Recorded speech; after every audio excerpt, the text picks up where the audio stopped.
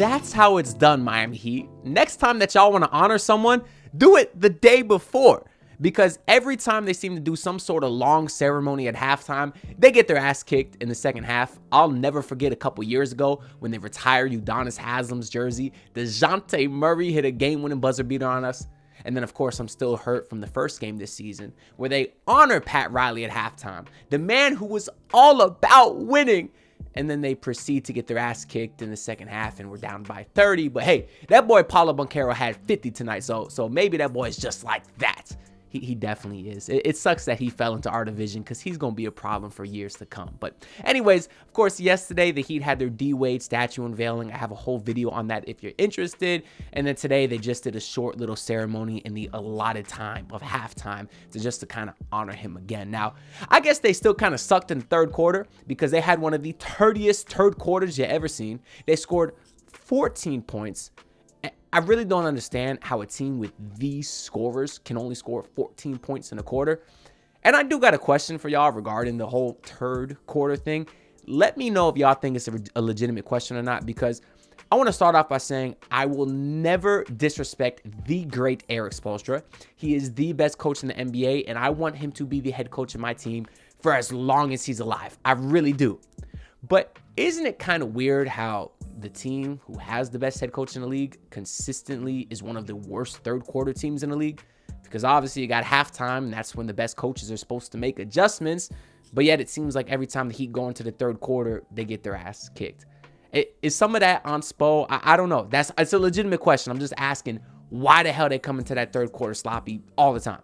Because it almost cost them today. Because just to kind of give y'all a quick recap of the game, you had the first half. It was pretty close, neck and neck. That boy Cade Cunningham was going off. And if he continues to shoot the ball as well as he has been, he's hitting 2+ threes a game so far this season. Today, how many threes he had? He had 4 threes today. He's a guy who was shooting under 30% early in his career. He's coming out the gates hot, so he'll just be an incredible player to a whole other level if he keeps shooting like that. But enough Cade Cunningham praise. Y'all know he's good. But he kind of kept the first half close, but then he go into that second quarter, and then they start turning defense into offense. It's your absolutely favorite thing to see. You had lobs galore throughout the whole first half, really. I guess the first one was in the first quarter. You had Terry Rozier with a half-court lob to Jimmy Butler. And then in that second quarter, you had a nasty lob to Bam where he reached like all the way back and slammed it down. And what have we been talking about since late last year? We said that Terry Rozier is an elite lob thrower. And it's so refreshing to have that again because you haven't really had a guy who can pinpoint those passes since D-Wade, a little bit of Goron. So it is nice to see because, of course, this team has weapons on the receiving end, specifically with Bam Adebayo, because then you did also have a Tyler Hero to Bam Adebayo lob off a fast break in that second quarter where they were really, really turning defense into offense. So that kind of helped them build up the lead that they had going into the third quarter. I think they were up 11. And then they had the third quarter, and they were actually down going into the fourth quarter, I believe. But it ended up being all good because that's when Jimmy Butler once again really took that second unit and absolutely carried them. We saw the same thing in the game versus Charlotte. I really love how aggressive Jimmy's been once the rest of the starters go out. And he's in there with that lineup of Jaquez and Hayward Highsmith and Thomas Bryant. I don't love the Thomas Bryant portion of that. We'll get into that. But I do like that Jimmy's being aggressive because they need him to be the guy when he's in that lineup. Now, I do wish he'd be a little bit more aggressive when the rest of the starters are in because you had that third quarter. Tyler Hero in particular was struggling, but I was okay with it because he was taking some really great looks. And in the first half, he was going off. Him and Terry Rozier was going off, truthfully. That TNT backcourt has been phenomenal to start the season, which is actually really funny because I think that was most Heat fans' biggest concern, including mine, going into the season. Or maybe not biggest concern, but we certainly had a lot of questions regarding the fit of a Terry and Tyler backcourt. But those guys have been there every game. It's really been your other guys, Jimmy and Bam, who have struggled at points. And then in this third quarter where Tyler was cooling off just a bit, I would have liked to see Jimmy Butler really say, give me the ball, let me be aggressive and attack and go to the rim because that's what he does. but we really didn't start to see that till the rest of the starters subbed out. And then that's when Jimmy was really able to attack and give the Heat a bit of a lead going to the fourth quarter. It did get down to about a one possession at points, but the Heat hit some big shots late. You had Bam finally get to his mid-range game. I've missed that so far this season because he was so elite at that last year. And I know Spoelstra has, taught this team all preseason and training camp to eliminate the mid-range shot. We want layups or we want threes, and I get it. That's what the analytics say is good. But Bam Adebayo was way too efficient at that mid-range shot to completely eliminate it. He really was, especially when he's not truly stretching the floor yet from behind the arc. He missed his only attempt today. I think he's 0 for 5 on the season. So I'd still like to see him get, 2 to 3 attempts up a game. Because if Thomas Bryant's doing it, there's no way that Bam Adebayo shouldn't be doing it. But they do hit some big shots to come away with the lead, to come away with the win, as the Miami Heat do win 106-108. So they just don't cover the spread. The spread was actually 8.5. They only scored 8. But I didn't play the spread. We're good. I hit my parlays today. Those alternates are kicking it. Because right now, they still have Jimmy and Hero under 20 points. They have them both at like 17.5 on the anonymous player prop betting apps that don't sponsor me, so I won't say their name. So if y'all can get in before Vegas learns, go ahead, because I think Jimmy and Tyler are going to keep scoring like they have been today, especially Tyler, because Tyler was scoring from everywhere. Beyond the arc, he was getting to the rim, left hand, right hand finishes, was using that backboard today from that mid-range. He looks really, really good to start the season. So I do want to shout him out to all those people that think I am a Tyler Hero hater. I'm obviously not. If I'm going to be a hater of anyone, I might transition to a Thomas Bryant hater, because today Thomas Bryant, how many minutes did he play? He played 13 minutes. I would say none of them were good. Did get you 4 points, 2 rebounds, shot 1 of 4. And he was surprisingly a plus 11 in his minutes. But here's the thing with Thomas Bryant. I want to make it very clear as well, because I understand he's a minimum player. And truthfully, I felt like I was in the minority of someone who was optimistic on Thomas Bryant, because all offseason, especially when he opted out, then re-signed for another year, Heat fans were mad. Why would we sign Thomas Bryant? And I said, listen, for a minimum guy, he's not bad. I think he's better than the Cody Zellers and Dwayne Dedmans that they've tried in the past. I think he's a guy that can come into the game. He can finish at the rim when he's given a lob or gets an offensive rebound. And he's a guy that plays with full heart and hustle. And for a minimum guy, there's not much more you can ask for. Just do the little things. The problem is, to start this season, and particularly this game, he is now trying to insert himself into a member of the offense. Why? No. Don't do that, Thomas Bryant. Get your rebounds, hype up the team. That's it. I don't need you taking step back threes like he took today. My God, was that a terrible shot. The IQ of him continues to be awful as well. There was a point in the first quarter, they had 1.2 seconds left. They inbounded to Bryant. He started driving to attack the rim. Had no idea what the hell was on the shot clock. For that reason alone, he should be benched. Because with 1.2 seconds left, there's no reason that you shouldn't be able to get up a shot. So now not only is his offensive IQ terrible, but just his willingness to shoot is also off the charts, which is just ridiculous. He should not be taking that many threes by any stretch of the imagination. Because today, seriously, Thomas Bryant took 4 shots and 4 of them were threes. That should never, ever, ever happen. And especially, I don't know what the hell John Crotty was smoking. Shout out to John Crotty. That's my boy. If y'all seen the vlogs on this channel, y'all would know that. But anyways, he had said at one point during today's game that the defense is starting to respect Thomas Bryant from the three-point line. What the hell are you watching? Just because someone is attempting threes does not mean that they're spreading the floor, because they do not guard Thomas Bryant whatsoever. And anytime he shoots a three-pointer, the defense is celebrating. I just need Thomas Bryant to get that in his head that that's not his game. That's all. But that's a little bit too much Thomas Bryant talk, because I don't think he deserves all that negativity. Just tone it down a little bit. You up here? I need you to take it down here, Thomas. That's all. But anyways, we'll kind of get into the box score a little bit here and talk about some of the guys that we haven't mentioned so far. Obviously, we talked about Jimmy Butler, 23 points, 4 rebounds, 7 assists, and 4 steals. I thought he actually had 6. They were saying on Twitter, because he had 5. And then when the Pistons didn't they didn't want to shoot a shot at the end of the game. He picked up the ball, and he was actually yelling at the score table saying, "Oh, that's 6, that's 6."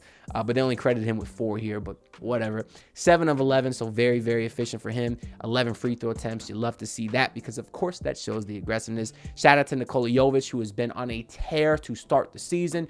We said going into this year, if both your young guys, Jaime and Jovic, could really take another leap, that's how this team gets better and has a chance to compete. And so far, both of those guys have. Nikola Jovic today only got you 6 points and 4 rebounds, but obviously he's been shooting the ball. Well, he hasn't been shooting incredibly well, but he's been doing other things, getting to the rim, of course, leading fast breaks, and we saw that tonight. I love how they come out the gates aggressive and try to get him a couple looks from the three-point line early on, because that, of course, does help spread the floor, because he's a guy that I do trust to knock them down. So I do like that they look for him early, and I like that he's able to be a little bit more of the offense instead of just a corner sitter, because he can push pace when he gets rebounds. And shout out to Spo for allowing him to do that, although he only got 13 minutes tonight.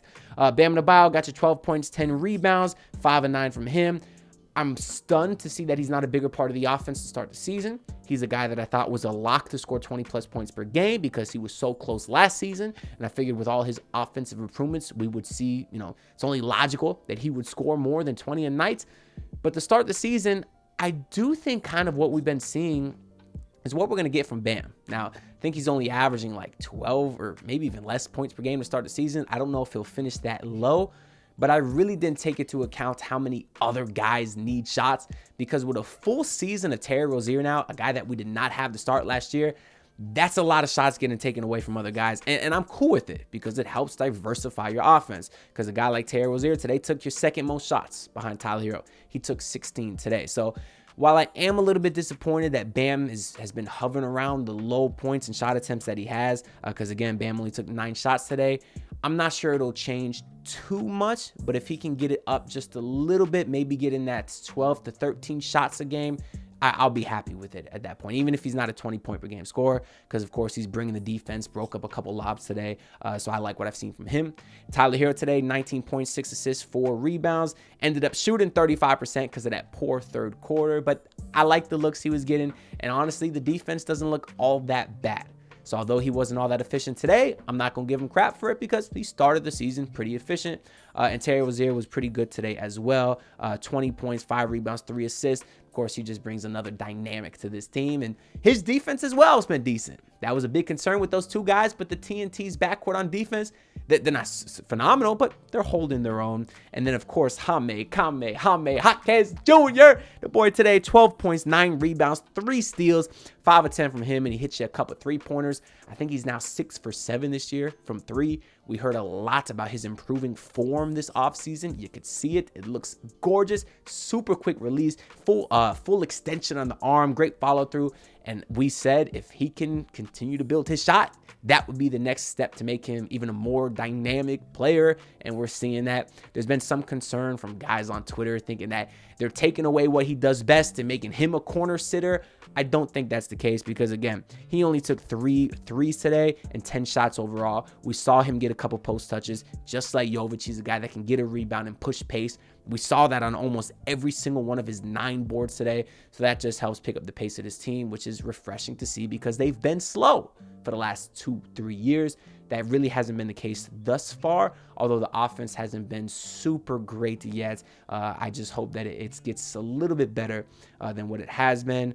Maybe if a guy like Duncan Robinson can pick it up a little bit more. He was 2 of 7 from 3 today and not really great, the rest of the game so far, but it's game 3. We'll give him a little bit of time.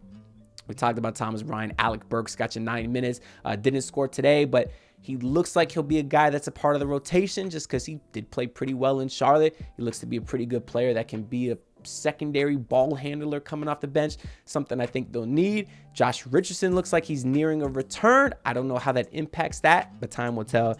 And then shout out to Hayward Highsmith, who got you 20 impactful minutes tonight after being a DNP last game. His defense, I think, in the second half was phenomenal and really just brought a great energy, including out-hustling Cade Cunningham to a loose ball, getting an and one on the other side, air ball in the free throw, but I didn't have to bring up the airball free throw, I guess.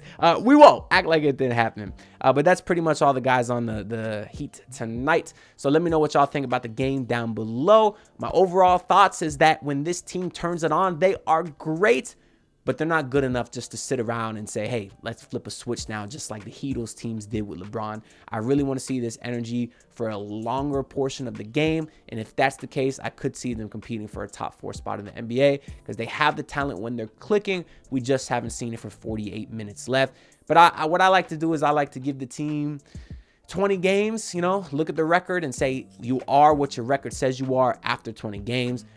This might sound a little bit stupid because this is this core's 6th year together. They maybe should have things more fluid. That's the whole point of continuity and chemistry. So that part is a little disappointing. But as far as the record, I'll give them 20 games and we'll kind of go from there. Right now, they sit at 2-1 with a monster game against the New York Knicks on Wednesday. So that'll be a kind of good measuring stick game to see where we are at. But anyways, that's all I got to say. I already told y'all to comment, so do that because it helps the algorithm in addition to likes and subscriptions. I'm on the grind to 6K, and I'll see y'all in the next video. Peace out, everyone. Look, pull up in your city trying to get that dead face. Do it on my own, I don't need no dead weight. Had to kill him off, yeah, I need a head space. You know this homegrown bitch don't offend me.